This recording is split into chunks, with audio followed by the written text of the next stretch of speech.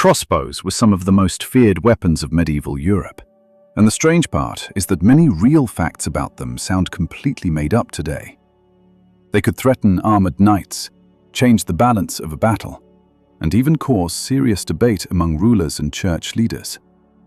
In this video, we are looking at 12 crossbow facts that sound fake, but were real. Number 1. The church tried to ban it. One of the strangest real details in medieval military history is that the crossbow was not just feared on the battlefield, it was condemned at church council level. In 1139, the Second Lateran Council declared that the murderous art of crossbowmen and archers was not to be used against Christians and Catholics. That part matters, because the wording did not single out the crossbow alone, it named archers too. So the popular line that the medieval church banned the crossbow is only half the story. Even so, the basic fact is completely real.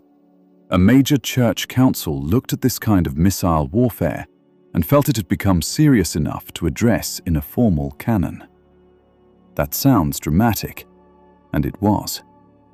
It tells you how unsettling the weapon seemed in a world built around social rank, armored elites, and ideas of proper warfare.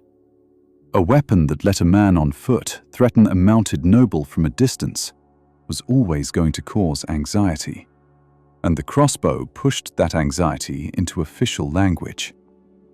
The other important point is that the ban did not erase the weapon from Europe. Crossbows kept showing up in wars, sieges, arsenals, and hunting parties across the medieval West.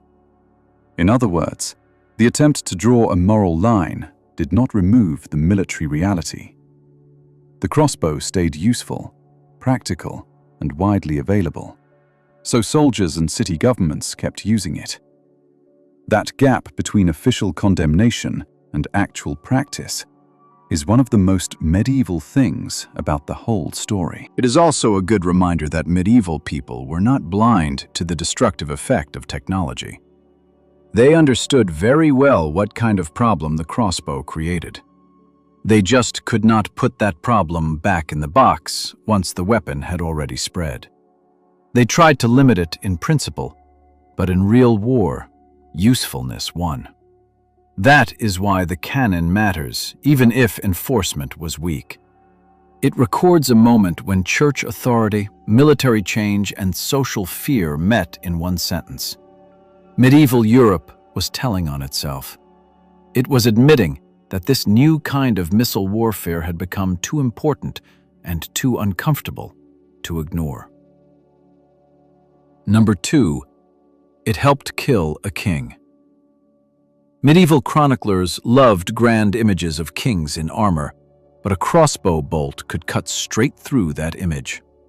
Richard I of England, better known as Richard the Lionheart, was mortally wounded by a crossbow bolt in 1199 during the siege of Chalus in France. That single detail says a lot about the crossbow's real place in medieval Europe. This was not some obscure village weapon sitting on the margins of war. It was powerful enough, common enough, and trusted enough that it could decide events at the level of kings and succession. Richard was one of the most famous warriors of his age, a crusader king with a massive reputation for personal bravery. Yet at the end of his life, he was still vulnerable to a missile weapon fired from a defended position during siege warfare, which was exactly the kind of setting where crossbows were especially dangerous. The fact is even more ironic because, although the crossbow was often treated as a less chivalric weapon than the sword or lance, some nobles did use it, and Richard himself appears in modern scholarship as one of the notable exceptions to the rule that high nobles rarely carried crossbows in battle. Then he ended up dying from one. That does not mean the crossbow made armor irrelevant, or that any random shot would bring down a king every time. Medieval armor still mattered, tactics still mattered, and luck always mattered. But the weapon clearly belonged to the serious side of war, not to some side category of lesser arms. If a king could die from a crossbow wound during a siege, then the weapon had already proven its place in the most important military theaters of the Middle Ages. It also shows why medieval rulers, churchmen, and chroniclers kept talking about it. The crossbow was not simply another bow. In the minds of many people at the time, it had become one of the weapons that changed who could threaten whom. In that sense, the crossbow was part of the great equalizing pressure inside medieval war.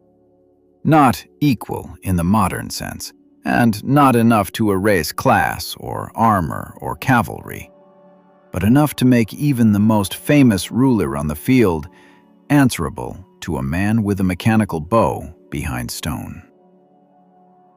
Number 3. Cities turned it into a civic weapon.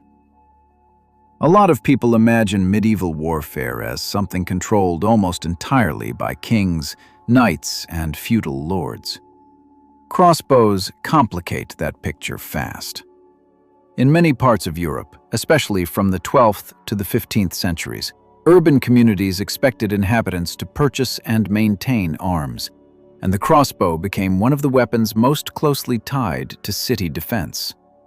Cities did not just wait for war and then hope someone showed up with equipment. They stored additional crossbows in urban arsenals, and those weapons were maintained by crossbow makers paid by the city. That means the crossbow was built into the everyday military planning of medieval towns. It was not a rare emergency tool. It was part of civic infrastructure. The reason was simple. Crossbows worked well for civilian populations. Compared with the self-bow or the sword, they required less training to become functional, which made them far more practical for militias and townsmen who also had ordinary jobs. That does not mean anyone could pick one up and instantly become effective. Accuracy still took practice, and reloading methods had to be learned. But the training barrier was lower, and that mattered. City councils knew it, so they supported regular practice, often through funding and legal rules, and in many cases they made practice mandatory. From that culture came organized societies of crossbowmen. These were not just hobby groups. Local authorities often approved them because they created trained urban militia forces that could fight in war and serve as police or guards in peacetime. By the late Middle Ages, many large continental towns had at least one such society. Their members could receive privileges, gain status, and appear in civic and religious ceremonies in important positions. In some places, ownership of a crossbow was even tied to civic standing in later urban life. So the crossbow was not just a battlefield weapon. It was part of how medieval cities defended wealth, projected power, trained citizens, and defined who counted as a full participant in urban society. And because these societies sat between military need and public life, they blurred categories modern people usually keep separate. A marksman could be a merchant, artisan, guard, festival participant, and militia member at different moments in the same year. That overlap helps explain why crossbows appear so often in inventories, wills, local laws, and civic art. The weapon belonged to ordinary urban life in a way a couched lance did not. Number 4. Crossbow competitions were a big deal. Once cities and towns normalized crossbow practice, the weapon moved into a second world that sounds fake until you read the records. Medieval and early modern Europe developed serious crossbow competitions that mixed military training, status display, civic pride, and public entertainment. These contests were not small side events. In many places, they were major annual occasions. Crossbow societies often held competitions to find the best marksman, and the winner could be declared king for a year. That title was not just ceremonial. It could bring real prestige, leadership inside the society, and sometimes extra privileges, such as tax exemptions.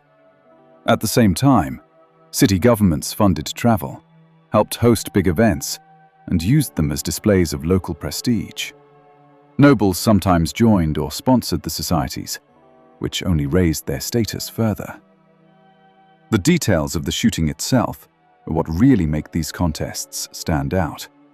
One popular form was shooting at the popinjay, a target in the form of a bird mounted on top of a tall pole. Contestants shot almost vertically upward, trying to knock off pieces of the bird for prizes. According to historical accounts collected by the Metropolitan Museum, the pole could stand anywhere from about 49 feet to about 137 feet high. In other cases, target shooting happened at long distances with very small marks.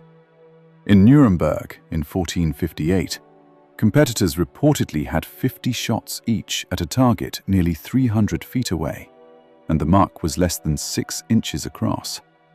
Out of 321 contestants, the winner hit it 11 times.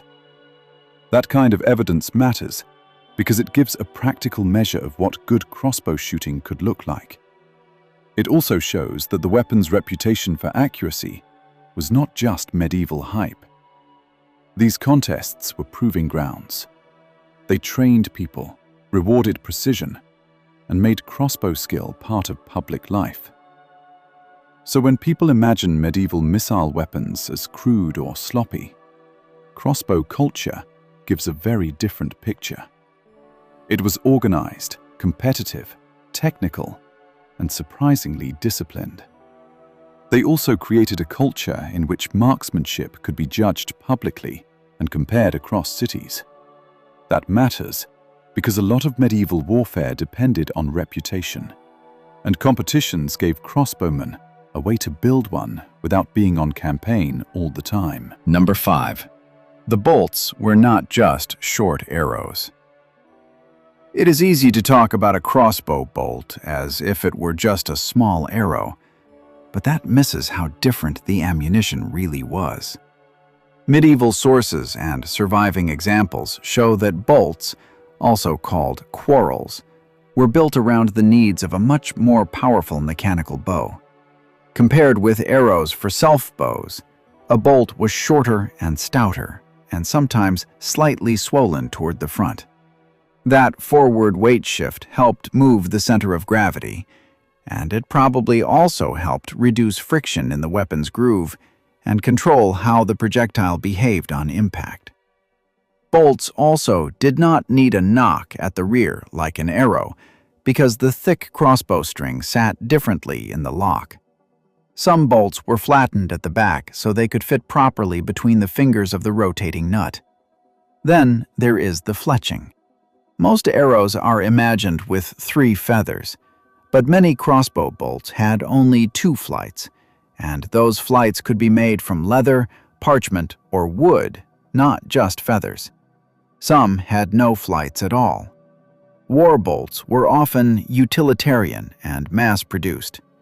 They were made in quantity, stored in barrels or chests, and in some cases transported to the battlefield in carts carrying several thousand projectiles. A particularly interesting detail is that war bolts were often stored in parts, with heads and shafts kept separately and assembled only when needed. Specialized ammunition also existed. Better-made bolts could carry armor-piercing heads. Others had barbs that made them difficult to pull out. Some were incendiary. Enormous siege crossbows could even fire much larger missiles than the ordinary hand weapon. Hunting bolts were different again, with blunt heads for small game or specially shaped cutting heads for larger animals. So, when people reduce the crossbow to a simple trigger and bow system, they miss the ammunition economy behind it. Medieval crossbow warfare was not just about the weapon in a soldier's hands. It was also about production, storage, transport, specialized heads, and the very practical question of which kind of bolt matched which kind of target. The contrast between war bolts and hunting bolts is especially revealing. War demanded quantity, so many military bolts were plain, cheap, and unfinished. Hunting demanded recovery and repeat use, so hunting bolts were often better made and more carefully finished. Even the storage methods tell the story. Thousands of simple war projectiles could be stacked, moved, and assembled like military supply, while a noble hunter's bolts might be selected for a particular animal or shooting style. Number 6. The bow was often horn, sinew, or steel. Another common misunderstanding is that medieval European crossbows were basically wooden bows fixed to a stock. Early ones often were, but that is only the beginning of the story. From about the 13th century onward, wooden bows were gradually replaced by much stronger composite versions. These were not simple pieces of horn, they were layered constructions. Strips of horn, often from ibex or goat, formed a strong core, while layers of animal sinew were glued on to add elasticity. Because the whole thing was held together with animal glue and could suffer from moisture, the bow was protected with coverings such as birch bark. In other words, medieval crossbow makers were working with laminated spring technology, not just rough carpentry. These composite bows could reach draw weights of several hundred pounds, which helps explain both their power and the growing need for stronger locks, stirrups, and spanning devices. Then, steel entered the picture. Documentary evidence points to steel bows appearing soon after 1300, and by around 1500, they had become prevalent across much of Europe. In parts of Western Europe, especially on what modern scholars often call the Spanish type of crossbow, steel seems to have become common somewhat earlier than elsewhere. Steel brought clear advantages. It was less vulnerable to moisture than composite horn bows, needed less maintenance, and could be manufactured more consistently as metalworking improved. The trade-off was weight. Steel bows were heavier, and bad material or poor workmanship could still create problems, but the overall direction is obvious.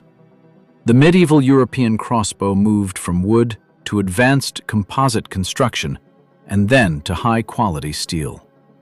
That is a major technological arc. It also explains why the weapon kept changing shape, size, and handling characteristics over time. When someone says a medieval crossbow, they are really talking about a family of weapons that evolved a lot. Some were lighter and more mobile, others were heavy, stout, and built for sheer power. The point is that the late medieval crossbow was not a primitive leftover. It was a highly developed machine built out of some of the best materials available to its makers. The stock changed with the bow too. As Central European composite bows became thick and extremely powerful in the late 15th century, the stock had to become sturdier around the lock area. In Western Europe, many steel-bowed weapons kept a slimmer, more rectangular stock. So even the silhouette of a crossbow could tell you something about the forces moving inside it. Number 7. Loading. One could be a whole procedure. A heavy medieval crossbow was not always something you simply pulled back with your hands. As bows became stronger, the loading process turned into a small engineering problem of its own. Early and lighter crossbows could be spanned by hand or with relatively simple help, but once composite and steel bows with very high draw weights became common, more serious spanning systems appeared. One of the basic methods used, a stirrup fixed to the front of the stock and a belt hook attached to the archer. The crossbowman planted the weapon, put a foot in the stirrup, bent forward, hooked the string, and then used the strength of the legs and lower back to draw it into place. Even that sounds more like operating equipment than just drawing a bow. After that came more complex devices. Rope and pulley systems increased leverage. The windlass used ropes and a winch mechanism, with the user turning handles to drag the string back. It was effective, but slow and cumbersome, which is why sources connect it more with sieges and target weapons than with situations where speed mattered. Then there was the cranaquin, a compact geared device with a toothed rack and a winding mechanism. Because it was smaller and easier to carry, it could even be used on horseback. Another famous tool was the so-called goat's foot lever, a hinged spanning lever that could be folded and carried on the belt when not in use. Pulling it backward gave the archer enough leverage to draw the string into the lock. Different lever sizes existed for different bow strengths. The key point is that some medieval crossbows were so powerful they needed dedicated loading hardware, and those tools were part of the normal system, not some rare extra attachment. When people compare crossbows and longbows, this is one of the biggest practical differences. The longbow asked enormous strength and lifelong training from the body. The heavier crossbow outsourced more of the work to mechanics. That made it slower, but it also made it possible to generate impressive force without demanding the same kind of full-body archery conditioning from every user. This is also why battlefield speed and battlefield strength were not the same thing. A weapon that took longer to reload could still be attractive if it hit hard, worked from cover, and asked less specialized physical conditioning from the user. Medieval commanders were constantly balancing those trade-offs, and the variety of spanning tools shows they were very aware of them. Number 8. The trigger mechanism was smarter than people think.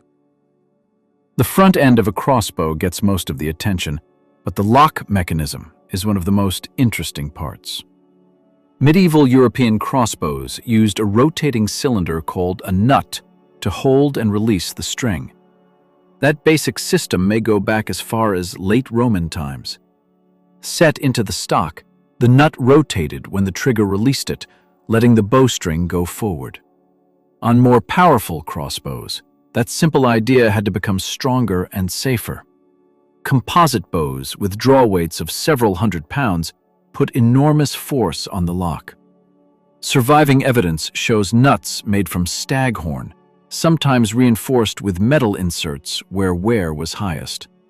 Stronger triggers, often of steel, appeared as the power of the bows increased. By the late 15th century, some crossbows had gone a step further and separated the nut and trigger with an internal tumbler. Because that tumbler introduced another pivot point, this is known as a two-axis lock. It reduced trigger pull and made release smoother, but it also created a new safety problem. A lighter trigger can mean a higher chance of accidental discharge, so safety features started appearing too. One example is a small folding peg under the stock that prevented the trigger from moving when engaged.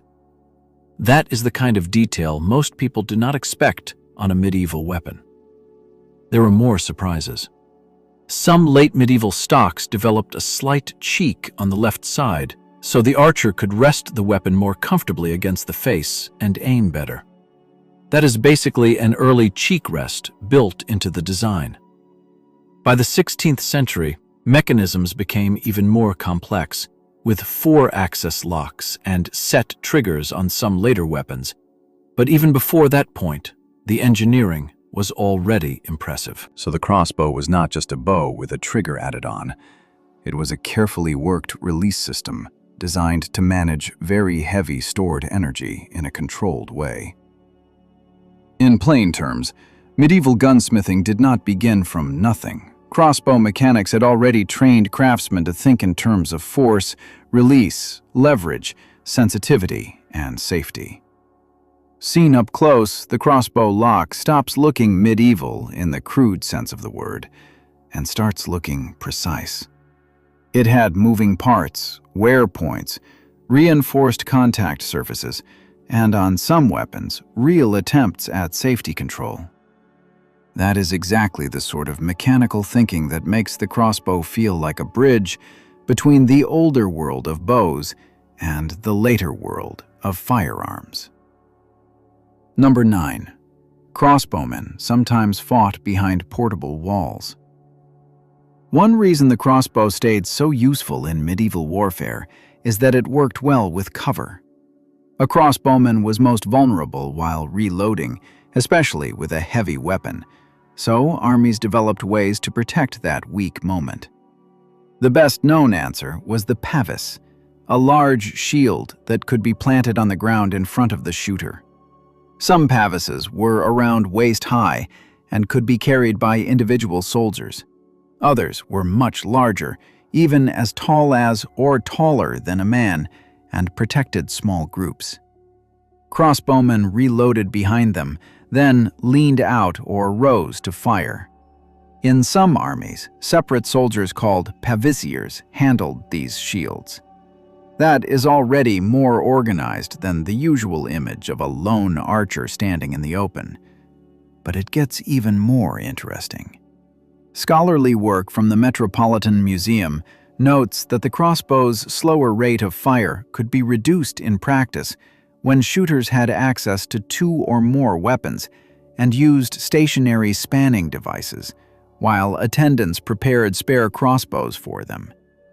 In other words, at least in some settings, the crossbowman was part of a small operating team. He was not always one man, one bow, one rhythm. He could be a shooter supported by equipment, cover, and extra hands. That makes a lot of sense in sieges, on walls, or in prepared positions where sustained, controlled fire mattered more than pure speed. Crossbowmen also carried sidearms. Sources describe them with swords, daggers, and supplies ranging from roughly 10 to 60 bolts. So they were not helpless specialists the moment the enemy closed in. They were missile troops with backup weapons, defensive cover, and in some cases, real logistical support. Once you see that, the crossbow starts looking less like a simple personal weapon and more like a compact combat system. Medieval commanders were not just handing men a clever bow, they were building a whole method around how that bow worked best. That setup also helps explain why famous battlefield failures of crossbowmen, like the Genoese at Crecy, should not be reduced to the idea that crossbows were simply bad weapons. When crossbowmen lost their protective routine, their shields, or the time needed to reload properly, they lost the conditions their weapon system needed. Under the right conditions, the same system could be stubbornly effective. Number 10. It helped push armor toward plate. People sometimes talk about medieval armor as if it followed a smooth, inevitable path from mail to full plate. But weapons helped drive that change, and the crossbow was one of the big pressures in the system. According to the Metropolitan Museum's overview of medieval arms and armor, by the 14th century, the improved crossbow was able to pierce shields and mail armor. To deal with that threat, knights first adopted garments reinforced with small plates, and then more articulated plate protection developed for the limbs and hands, with full plate armor appearing by about 1420. That does not mean the crossbow was the only reason plate armor evolved. Warfare is never that simple. Lances, swords, polearms, battlefield tactics, metallurgy, and status culture all mattered too. But the crossbow clearly belonged to the list of threats that mail alone could no longer answer well enough. The Royal Armories makes the same point in slightly different terms, noting that the powerful crossbow may have been one of the factors behind the introduction of plate armor, because mail no longer provided an effective defense. This is one of those details that changes how you look at the classic knight in shining armor. Full plate was not just a symbol of wealth and prestige, it was also a response to a changing military environment in which missile weapons had become more serious. The crossbow was part of that environment. And there is a broader lesson here. Medieval warfare was not static. Offensive and defensive technology kept reacting to each other. Stronger bows led to stronger locks and spanning devices, and those same stronger bows increased pressure on armor design. Then, better armor changed how weapons needed to be used. So when someone says the crossbow was just a side weapon or an infantry tool, that misses its wider effect. Even where it was not the only cause, it was part of a chain of changes that helped reshape the look of late medieval war from the body outward. That pressure showed up not only in armor thickness, but in coverage. Joints, hands, legs, and other vulnerable points mattered more once missile weapons could punish exposed gaps. The result was not instant invulnerability. It was a long competition between protection, mobility, and cost, and the crossbow was one of the reasons that competition intensified. Number 11. It showed up in more roles than most people realize. The standard image is simple: a foot soldier with a crossbow. Real medieval use was much wider than that. Crossbowmen fought on foot and on horseback. Mounted crossbowmen could serve as light cavalry, and period art sometimes shows them acting as scouts. On open battlefields, infantry crossbowmen shot volleys against cavalry and foot troops. In Central Europe, some fought from battle carts arranged into wagon forts. In sieges, crossbows were especially valuable.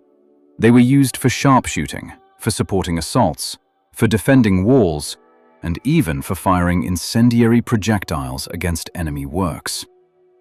Larger versions of the weapon existed too. The great crossbow and the springald, a related engine often mistaken for one, belonged to the world of small and medium artillery and were operated by crews from frames or carriages. At sea, crossbowmen combined battlefield and siege methods, using volleys, aimed fire, and incendiary shots aboard ship. The weapon also appears in castle defense, where defenders could use walls, arrow loops, and parapets to protect themselves while shooting. Britannica adds another useful detail. One of the crossbow's strengths was versatility, because it could be fired from behind a parapet and even from a reclining position in certain circumstances. That makes sense for a weapon that stores its draw mechanically and does not need the same range of body movement right before the shot. Its flexibility also made it suitable for bodyguards. So the crossbow was not tied to one tactical niche. It could work in city fighting, siege lines, castle defense, naval combat, open battle, mounted scouting, and close protection. Even the famous Genoese crossbowmen, used as mercenaries in major wars, fit into this bigger pattern. They were not a strange regional exception. They were part of a Europe-wide recognition that trained crossbow troops were useful in a lot of different military situations. Once you step back, the real surprise is not that medieval armies used crossbows. It is that they found so many different ways to use them. That range of roles helps explain why the weapon kept appearing even as military systems changed around it. A tool that works in a town, on a wall, in a wagon fort, on a ship, with cavalry, and in the hands of a guard is hard to replace all at once. You do not need one universal advantage when you have that many practical uses. It also helps explain why later firearm users did not emerge from a vacuum. Many of the habits that mattered in gunpowder warfare already existed here. Protected shooters, crew support, prepared positions, supply management, and specialized missile troops who could be used in more than one environment. Number 12. Nobles loved it, and it outlived the Middle Ages. The crossbow had a strange social position. In war, it was often treated as less noble than the lance or sword. But outside the battlefield, elite society embraced it. Crossbows were major hunting weapons, prized possessions, and even diplomatic gifts among the nobility. They worked especially well for hunting because they were relatively quiet, could be held aimed in a spanned position for long periods, and let the hunter stay back from dangerous animals. That mattered for stalking deer, wild boar, and other large game. Sources from the Metropolitan Museum go further and note that in aristocratic hunting parties, servants sometimes spanned one crossbow while another was being fired, so the rate of fire problem could be reduced there too. Courtly hunts could become large, staged events involving beaters, dogs, nets, carts, and carefully controlled killing grounds.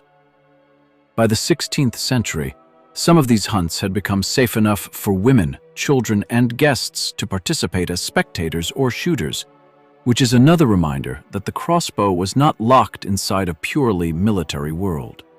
And it did not vanish the moment firearms appeared.